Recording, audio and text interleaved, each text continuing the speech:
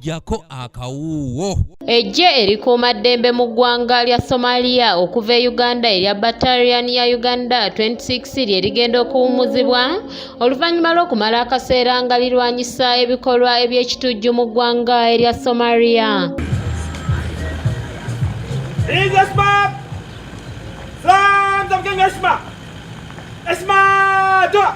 Lino lyakusiikizibwa Egye lya Uganda 29 ng'abajaasi abasaba mu 100 be bawummuziddwa nga bano bakwasiddwa emidaali okusiimibwa olw'omulimu ettendo gwe bakoze okuzza emirembe mu ggwanga erya Somalia.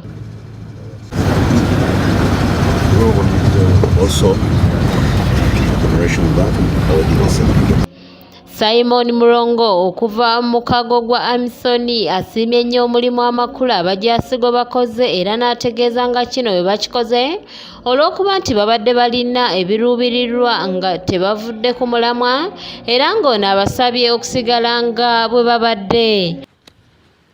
Why do you think you've been successful? I want to say, first of all, you have the right strategy.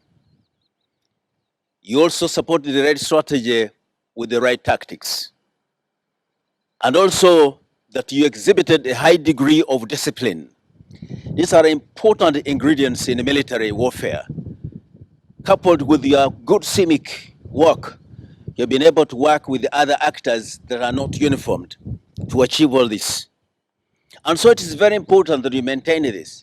Omuduumizi w'eggye lya Amisoni Lieutenant General Tiagibu Irima asiimye nnyo omulimu bannamagye bano gwe bakoze okuzza obutebenkevu mu bitundu by'e Shabelle ne mu kibuga ky'e Mogadishu okulina okukuuma bannansi b'e Somalia ko n'entambula y'ebyamaguzi.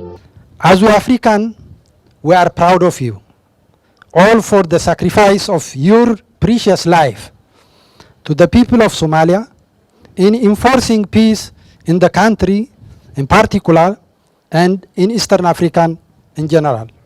Ate ye Brigadier Michael Kabongo abadde aduumira Battalion ya Uganda 24 yeebazizza abajaasi banne okulaba nga batuukiriza omulamwa gw'eggye erya Amisom. Specifically in the area of Barawe and the Beldamin sector. A bit tricky.